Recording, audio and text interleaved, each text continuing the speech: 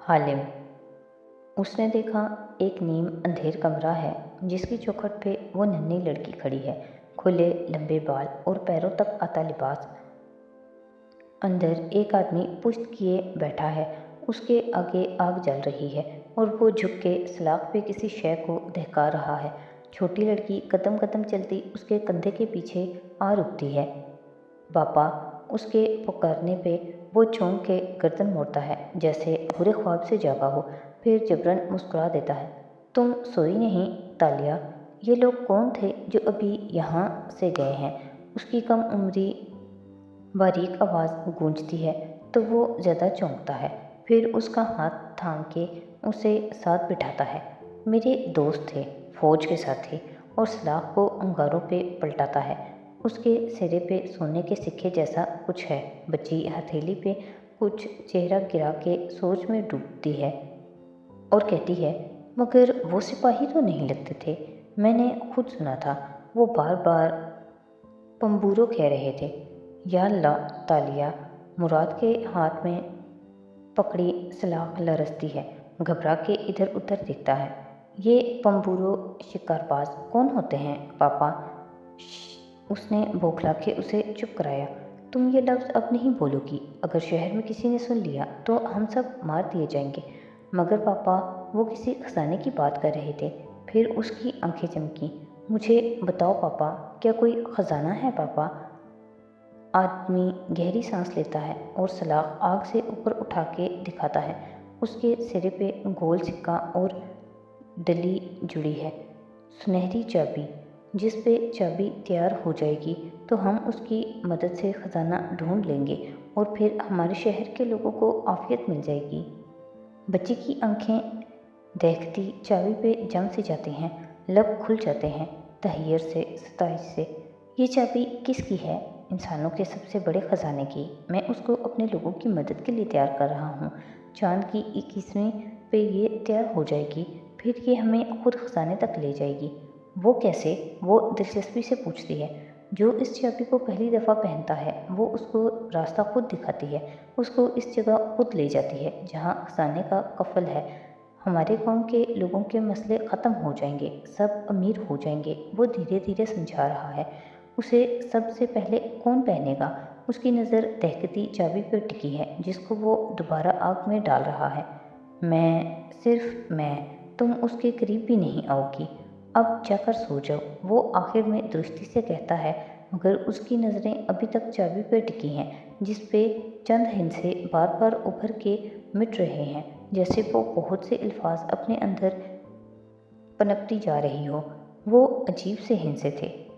तालिया वापस लाउंज में दाखिल हुई तो उसका चेहरा वो ना था जिसके साथ वो घंटी बजने पे उठ के बाहर गई थी। वो बर्फ़ की मानिंद सफ़ेद पड़ रही थी, ठंडी, बेजान। दातन उसी स्नान में दोरियान फल उठा लाती है और सेंटर मेज़ पे रख के अब उन्हें काट रही थी। दरवाज़ा खुला तो मुंह में फल भरे उसने कुछ कहते हुए सर उठाया तो तालिया को देख के ठटकी। वो सफ़ेद बेजान कपड़े की गुड़िया की तरह गोया पानी पे कदम रखती आ रही थी। गुमसुम शल। कौन था? दातन ने प्लेट परे हटाई, माथा ठटका। समी। कौन? वो बिजली के महकमे में जो हमें, वो याद करने ही लगी थी कि तालिया बात काट के बोली, मेरा शोहर, मेरा एक्स। दातन का मुंह खुल गया, आंखों में पहले हैरत और फिर शौक उभरा। वो समी? तालिया बेदम सी सोफे पे गिर गई, आंखें कहीं दूर खिला में टिकी थी।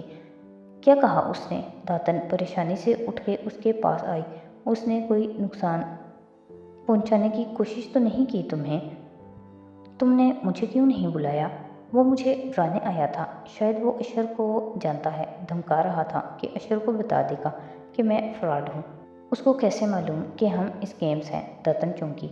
मगर ये तो मालूम है कि हम किसी फौजशुदा अमीर ख़ानदानी आदमी की हेरेसिस नहीं हैं। अगर उसने बता दिया कि मैं लाहौर से शादी होकर आई थी तो सवाल उठेंगे कि मैंने ये दौलत कैसे बनाई। वो मेरा कवर ब्लो कर देगा, सब ख़त्म हो जाएगा। उसकी आंखें गुलाबी पड़ने लगीं। वो शदीद ज़हनी दबाव और खौफ के ज़ेरे असर थी। मगर उसको अशर वगैरह का कैसे इल्म हुआ? मुझे सिर्फ इतना पता है कि उसको मेरे घर का मालूम हो गया है और अब वो पैसे मांग रहा है। ओह दातन, वो सब कुछ खत्म कर देगा। उसने सर दोनों हाथों में गिरा लिया था, आंखों से टप टप आंसू बहने लगे थे। तुम तो बहुत बहादुर हो तालिया, ऐसे घबराओ तो नहीं। तुम तो बड़े बड़ों को उंगलियों पे घुमा देती हो मेरी बच्ची। तालिया ने भीगी आंखें उठा के उसे देखा। समी वो पहला आदमी था जिसने मुझे धोखा दिया था। मैं कभी भी उसके खौफ से बाहर नहीं निकल पाई। दत्तन ने दिलासा देने वाले अंदाज में उसको दोनों हाथों में थामा। वो बेबसी से रोते हुए कहती जा रही थी, मैं तो सब कुछ छोड़ने वाली थी, बस आखिरी वारदात, बस आखिरी चोरी करनी थी, और अब समी सब खराब कर देगा। या अल्लाह, अगर उसने वान फतेह को बता दिया कि मैं फ्रॉड हूँ तो वो मुझे भी ऐसे देखेंगे जैसे वज़ीर आज़म को देखते हैं। मैं उनकी नज़रों में नहीं गिरना चाहती। उसका सर फटने को था। किसी को कुछ मालूम नहीं होगा। तुम तालिया हो, तुम्हारे पास हमेशा प्लान होता है। मेरी बात सुनो। दाता ने उसे शानों से थाम के झिझोड़ा। तुम वही करोगी जो मैं कहूँगी। तुम जख्मी हिरन की पेंटिंग के मामले और उसके सिक्कों को ढूंढने पे फोकस करोगी। समी को मुझ पे छोड़ दो, मैं उसका मुंह बंद करने का तरीका ढूंढ दूंगी। तालिया ने गहरी सांस ली और हथेलियों की पुष्ट से आंखें रख लीं। अब वो इब्तदाई शौक से निकल आई थी और उसका जहन काम करने लगा था। अब कि वो बोली तो आवाज़ गीली मगर संभली हुई थी।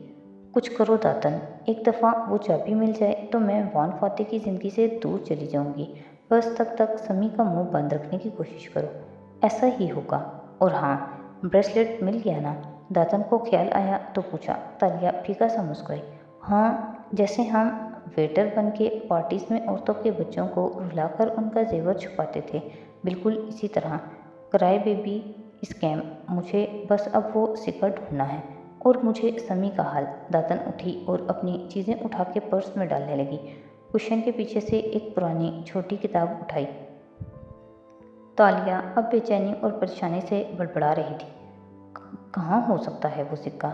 न उसको नीलामी पे रख रही है इसरा, न वो वान फाते के सेफ में था। यकीनन इसरा के लॉकर में होगा या घर में किसी दूसरी जगह। दातन ने किताब बैग में डालकर दूसरी चीज़ें के तले छुपा दी और उसे पुकारा। समी पे मुझे अभी से काम करना शुरू करना होगा। मैं चलती हूँ। तालिया फीका सा मुस्कुराई और उसकी फलों वाली प्लेट को दिखा। तुम दुरियान खा भी नहीं सकी मेरी वजह से। तालिया, दातन ने मुस्कुरा के उसे देखा। मेरी बच्ची, मेरी प्यारी बच्ची, मेरी हिरनी, मेरी बिल्ली, तुम्हारे लिए मैं हर शय कुर्बान कर सकती हूँ। मगर चेहरे पे गुस्सा तारी किया। तुमने सोचा भी कैसे कि मैं दुरियान कुर्बान कर दूंगी? मोटी औरत ने ये कह के दुरियान की प्लेट उठाई, एक काश मुंह में रखी और थप थप दरवाजे की तरफ बढ़ गई। तालिया के आबरू उकताहट से इकट्ठे हुए। मेरी प्लेट वापस न लाई तो तुम तो देखना, पीछे से पुकारा। मगर दातन नाक से मक्खी उड़ाती बाहर निकल चुकी थी। दातन के जाते ही घर एकदम खामोश और सुनसान हो गया था। ऊंचा महल और अंदर मुकैयद वो तन्हा शहजादी। ख्याल सा आया तो चौंकी और पर्स खुला। अंदर ब्रेसलेट रखा था। उसने एहतियात से उसे निकाला। दिल धड़का मगर वो ठंडा रहा। तालिया ने उसे हाथ में नहीं पहना बल्कि गर्दन तक ले गई। जंजीर लंबी थी। इसरा उसके कुंडे को पहली कड़ी में टाइट करके डालती थी तो वो कलाई पे फिट बैठता था। तालिया ने उसे गर्दन से लगाया और आखिरी कड़ी में कुंडा डाला। वो उसकी गर्दन पे फिट आ गया, किसी फंदे की तरह। एकदम इर्द गिर्द रोशनी होती गई, तेज रोशनी। तब उसने वो मंजर देखा। चाबी को दहकाता उसका बाप और उससे सवाल पूछती नन्ही तालिया। शिकारबाज, फौजी दोस्त, गांव के लोग, खजाना, सारी बातें गिटमिट हो रही थी। उसने जंजीर नोच के गर्दन से उतारी। रोशनी गायब हो गई।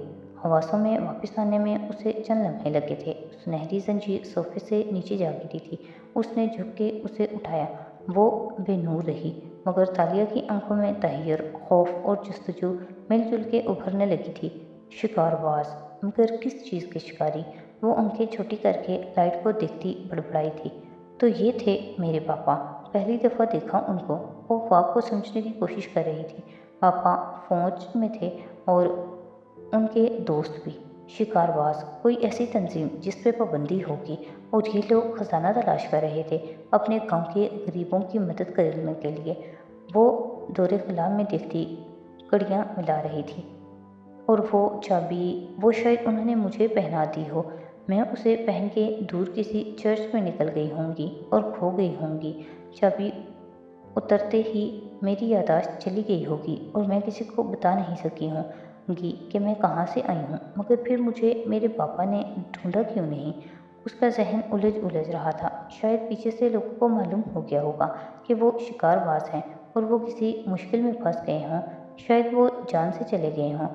دل کانپا۔ شاید میرے پیچھے کوئی اس لیے نہ آیا ہو کیونکہ کوئی زندہ ہی نہ رہا ہو، پورا گاؤں تباہ ہو گیا ہو، یہی وجہ ہو سکتی ہے۔ یہی کہانی ہے میری، اور میری ساری یادداشتیں اسی سونے کی ڈالی میں محفوظ ہیں۔ اب وہ احتیاط سے لاکٹ کا ٹشو میں لپیٹ رہی تھی۔ اسرا کے بریسلٹ کو اس نے لاکٹ بنا لیا تھا۔ اپنی داستان اب کچھ سمجھ آنے لگی تھی، مگر کیا اس کی داستان اتنی سادہ تھی؟ کیا تھا ایسا جو اس کے پاپا میں بہت عجیب سا تھا، جو اس کمرے اور اس ننھی بچی میں بھی تھا؟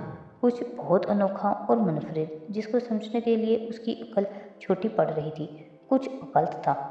داتن اپارٹمنٹ چھوٹا مگر آرام دہ لگتا ہے۔ دروازے کے باہر سبز گملے رکھے تھے۔ وہ لفٹ سے اتری اور بھاری بھرکم جوسے کے ساتھ چلتی اپنے دروازے تک آئی تھی کہ ماں، پیچھے سے اس کے بیٹے کی آواز سنائی دی۔ چابی لاک میں گھساتی داتن رکی اور حیرت سے مڑ کے دیکھا۔ ٹو پیس پہنے ایک نوجوان چلا آ رہا تھا۔ سیاہ رنگت اور نقوش داتن جیسے ہی تھے اور لبوں پہ مسکراہٹ تھی۔ داتن کے سارے وجود میں خوشی پھیل گئی۔ عدنان، تم آج کیسے؟ آج تو ویکنڈ نہیں ہے۔ وہ دونوں جب اندر آ گئے تو داتن اپنا سامان میز پہ رکھتے ہوئے خوشگوار حیرت سے پوچھنے لگی۔ عدنان اب صوفے کے کنارے پہ ہو کے ٹک گیا تھا اور ایک گھٹنا بے چینی سے ہلا بھی رہا تھا۔ سوال پہ ننھی داڑھی کھجاتے ہوئے کندھے اچکائے۔ آپ آرام سے آ کر بیٹھیں تو میں بتاتا ہوں۔ میں قہوہ لے آؤں؟ وہ رسان سے کہتی کچن کی طرف آئی۔ تھوڑی دیر بعد واپس آئی اور ٹرے سامنے رکھا۔ اس میں قہوے کے ساتھ بسکٹ بھی ایک جار میں بھرے پڑے تھے۔ میں نے یہ گندم والے بسکٹ بنائے تھے، تم دونوں کو پسند ہیں؟ واپسی پہ لیتے جانا۔ وہ مسکراتے ہوئے اسے قہوہ پیش کرتے ہوئے کہہ رہی تھی۔ آپ کی جاب کیسی جا رہی ہے؟ داتن نے چونک کے اسے دیکھا۔ جاب؟ لائبریری کے علاوہ کسی امیر عورت کے ہاں ہاؤس کیپنگ کرتے ہیں نا آپ؟ ہاں، ساشا میڈم کے ہاں۔ داتن نے گہری سانس لی۔ اچھی جا رہی ہے؟ تم کیوں پوچھ رہے ہو؟ کیا وہ آپ کو قرضہ دے سکتی ہیں؟ اصل میں اس نے کپ اٹھا کے گھونٹ بھرا، بسکٹ کو چھوا بھی نہیں۔ مجھے نیا کاروبار شروع کرنا ہے، بھاری رقم چاہیے، میں سود سمیت واپس کر دوں گا۔ واپسی کی تو آپ فکر ہی نہ کریں۔ داتن کا چہرہ پھیکا پڑ گیا۔ پیالی میں چائے انڈھیلتے ہاتھ رک گئے، نظریں کپ پہ جھکی رہیں۔ کتنی رقم چاہیے؟ آہستہ سے تھرماس واپس رکھی اور نظریں جھکائے چائے پہ چینی ڈالنے لگی۔ عدنان نے جھٹ رقم بتائی۔ یہ تو کافی زیادہ ہے، مگر میں میڈم سے مانگ لوں گی۔ کب تک چاہیے؟ پلکیں نیچے کیے وہ چمچ ہلا رہی تھی۔ ایک ہاتھ سے بسکٹوں کا جار اٹھا کے قدموں کے پاس رکھ دیا۔ اگر 2-3 دن میں مل جائے تو میں کچھ سامان خرید لوں گا، کام جلدی شروع ہو سکے گا۔ میں تمہارے اکاؤنٹ میں بھیج دوں گی، تمہیں مجھے ریمائنڈ بھی نہیں کروانا پڑے گا۔ اوکے، تھینک یو ماں۔ اس کا چہرہ فرط مسرت سے چمکنے لگا تھا۔ پھر کلائی کی گھڑی دیکھی اور اٹھ کھڑا ہوا۔ مجھے کہیں ضروری پہنچنا ہے، چلتا ہوں۔ پھر رک کے داتن کے پیروں کے ساتھ رکھے بسکٹ کو جار کو دیکھا۔ کہ یہ میرے بچوں کے لیے بنائے ہیں آپ نے؟ جیسے یاد نہ آ رہا ہو کہ ابھی ماں نے بسکٹوں سے متعلق کیا کہا تھا۔ لیانا صابری نے پیر سے جار کو صوفے کے نیچے ذرا سا دھکیلا۔ نہیں، یہ شوگر فری ہیں، ساشا کے لیے بنائے تھے۔ وہ ہر وقت ڈائٹ اور ایکسرسائز کے چکر میں زیادہ کھاتی پیتی نہیں ہے نا؟ تم جاؤ، میں پیسے بھیج دوں گی۔ نظریں اٹھا کے ویرانی سے اسے دیکھا تو وہ مسکرایا اور سلام چاڑتا باہر نکل گیا۔ چھوٹا سا فلیٹ باہر خاموش رہ گیا، سوگوار، تنہا، ویران۔ داتن کی چائے اسی طرح رکھی تھی اور وہ بے دلی سے اس کے شفاف مائع کو دیکھے جا رہی تھی۔ ذہن کا پردہ بھی چائے کی طرح ہو رہا تھا، سیاہ تاریک مگر شفاف، اور اس پہ ابھرتے مناظر۔ 7 سال قبل کی وہ گرم صبح جب سارا کوالالمپور پسینے سے پگھل رہا تھا۔ ایسے میں ایئرپورٹ کی عمارت کے اندر معمول کا رش اور شور تھا، آوازیں، اعلانات، الوداعی ملاقاتیں اور آنے والوں کو خوش آمدید کہنا، مگر لیانا صابری کی اس وقت کوئی آواز نہیں سنائی دے رہی تھی۔ स्याह फाम भारी भरकम औरत जिसके घुंघरैले बाल जूड़े में बंधे थे, सर झुकाए हाथ बाथरूम्स के आगे बने फर्श पे वाइपर से मॉप लगाने में मसरूफ थे। समझा करें माँ, हम मज़ीद साथ नहीं रह सकते। मेरी बीवी को डॉक्टर्स ने रेस्ट का कहा है। आपके साथ रहेगी तो वो रोज़ झगड़ा होगा और उसकी सेहत पे असर पड़ेगा। वो याकूब भी तो है आपका बेटा, आप उसके साथ भी रह सकती हैं। सर झुकाए वाइपर लगाती लियाना की आंख से आंसू टपका और फर्श पे जा गिरा। अगले ही लम्हे पूछे गए सवाल की एवज टपकने वाले आंसू ने पोछे के धागों ने उसे वाइप करके फर्श को साफ कर दिया। पहले अदनान और अब याकूब की आवाज़ सुनाई देने लगी। मेरे साथ नहीं माँ, ये मुमकिन नहीं। अदनान और उसकी बीवी तो पापा के बनाए घर में रह रहे हैं, वो वहाँ से आपको कैसे निकाल सकते हैं? मेरा फ्लैट तो पहले ही बहुत छोटा है और तनख्वाह कम है, मगर मेरे दोस्त की वालदा ओल्ड होम में रहती हैं। तमाम सहूलियत मुयसर हैं, खुराक, रिहाइश, आराम और फिर अपनी उम्र के लोगों का साथ भी होगा। उनके इतने दोस्त बन चुके हैं वहाँ। और आंसू टप टप फर्श पे गिर रहे थे। फिर उसने आंखें ज़ोर से रगड़ी और बेरहमाना अंदाज में पूछा, दाएं से बाएं लगाया। बकेट उठाए वो टॉयलेट की तरफ आई और आखिरी टॉयलेट का दरवाज़ा सख्ती से धड़धड़ाया। कौन है अंदर? निकल भी आइए, मैं सफाई करने वाली हूँ। ज्वेलरी स्टोर के मालिक ने तुम्हें नौकरी से निकाल दिया है लियाना। उसको जवान और खूबसूरत लड़की मिल गई है। तुम्हारी दोस्त की हैसियत से समझा रही हूँ, अब किसी स्टोर में तुम्हें मुलाजमत नहीं मिलेगी, क्योंकि अब कानों में एक दोस्त की आवाज़ गूंजने लगी थी। बाथरूम से जो लड़की बाहर निकली वो तालिया नहीं थी जिसके साथ अब दातन काम करती थी। वो एक डरी सहमी कदरे उलझी हुई लड़की थी जिसकी आंखें रोने के बायस सुर्ख नजर आ रही थी। कढ़ाई वाली शलवार कमीज, कंधे पे दुपट्टा और हाथों में मिट्टी मिट्टी सी मेहंदी। उसके पास एक ऐसा बैग था जिससे वो खुद भी नावाकिफ थी। लियाना को वो बैग और उसके हालात देख के सारा मामला भांपने में देर नहीं लगी थी। एयरपोर्ट पे अक्सर ऐसा होता था, ये लड़कियां मजबूर होती या नावाकिफ, मगर ये लड़की बहरहाल ये मानने को तैयार न थी कि उसका शोहर ये सब कर सकता है। लियाना ने उसे चुप चुपाते एयरपोर्ट से निकलवा दिया और अपनी दोस्त के घर ले आई, जहाँ वो खुद बतौर पेइंग गेस्ट के रह रही थी। तालिया समझदार थी, ज़हीन भी, बात जल्दी समझ जाती और तेज़ी से वो काम कर डालती। दोस्त के सामने लियाना की रिश्तेदार की अदाकारी भी अच्छी कर ली, लेकिन वो अब भी परेशान और सोगवार थी। यहाँ तक कि उसने उसका स्काइप पे अपने शोहर समी से रब्ता किया तो उसको अंदाज़ा और बातें, हर शय उसका रहा सहा शक रफा करने के लिए काफ़ी था।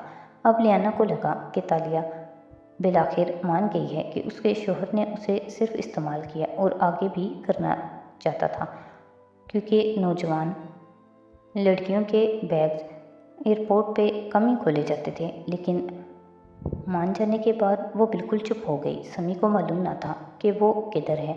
वो लियाना की दोस्त के उस कमरे में बिल्कुल मुकैद होकर रह गई, खामोश सदमे में। फिर चंद दिन बाद उसने खुद को संभालना शुरू किया। उससे तालिया को कोई रिश्ता न था, लेकिन वो लड़की उसे अच्छी लगी थी, बेहद ज़हीन और काबिल, लेकिन बेबस और थकी। खुद को टुकड़ा टुकड़ा करके उसने जोड़ा और समी से रब्ता किया। शर्त यही तय पाई कि वो उसे तलाक देगा तो वो बैग वापस कर देगी। समी कागजात के चक्कर में नहीं पड़ना चाहता था और चूंकि उसके स्काइप के निकाह का भी कोई सबूत न था, वो मलेशिया अपने मिले पस मंज़र के बाइस आई थी, स्पाउस वीज़ा पे नहीं। और तालिया उससे जान छुड़ाना चाहती थी। उसके लिए यही काफ़ी था कि वो उसको फ़ोन पे तलाक दे डाले। वो एक नए मुल्क में तन्हा लड़की थी जिसको पीछे भी संभालने वाला कोई नहीं था, समी से कोई बैद नहीं। मामला कितना लटकाए और कागजात के लिए उसको समी से मिलना पड़ता। और लियाना को हमेशा लगा कि वो समी का नाम सुन के भी खौफजदा हो जाती है। उसने तालिया को किसी ऐसी चीज़ से डरते नहीं देखा जो अमूमन उसकी उम्र की लड़कियों को खौफजदा किए रखती है। तूफान, सांप, बिच्छू, कभी वॉक करते हुए कोई मोटी कीड़ा नज़र आ जाता तो वो उसको जूते तले मसल के आगे बढ़ जाती। लियाना को अच्छा ना लगता। मेले लोग सांपों को भी नहीं मारते कि उनका दिल दुखता है, मगर वो लड़की मार डालती थी। एक समी के खौफ से वो कभी नहीं निकली।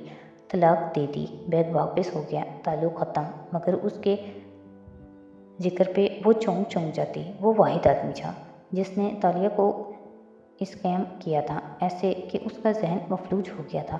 لیانا نے اسے ایک ریستوران میں نوکری دلوا دی، ویٹرس کی نوکری۔ لیانا خود لائبریری میں کام کرتی تھی، دونوں اس کی دوست کے کمرے میں ہی رہتی تھیں۔ بالآخر وہ زندگی کی طرف واپس آنے لگی تھی، ویٹرس بن کے محنت مشقت کر کے پیسے جوڑنا۔ لیانا کو یہ تالیہ کے مسائل کا بہترین حل لگتا تھا، مگر پھر ایک دن ریسٹورانٹ میں اس روز معمول کی گہما گہمی تھی۔ تالیہ ٹرے پہ چپس، برگر اور کوک کے گلاس رکھے سامنے سے چلتی آ رہی تھی، یونیفارم پہنے، پونی اوپر پی کیپ جمائے۔ وہ سادہ اور سپاٹ سی ویٹرس لگ رہی تھی۔ ایک میز پہ 3 مرد بیٹھے خوش گپیوں میں مصروف تھے۔ تالیہ اس کے پاس رکی اور باری باری ٹرے سے اشیاء نکال کے سرو کرنے لگی۔ ایک رک کے یوں ہی اسے دیکھنے لگا۔ جیسے ہی وہ مڑی اور آگے بڑھی، اسے لگا کسی نے اسے چھوا ہے۔ وہ بدت کے پیچھے ہٹی اور غصے سے اس کو دیکھا۔ وہ آدمی مسکرا کے اسے دیکھ رہا تھا۔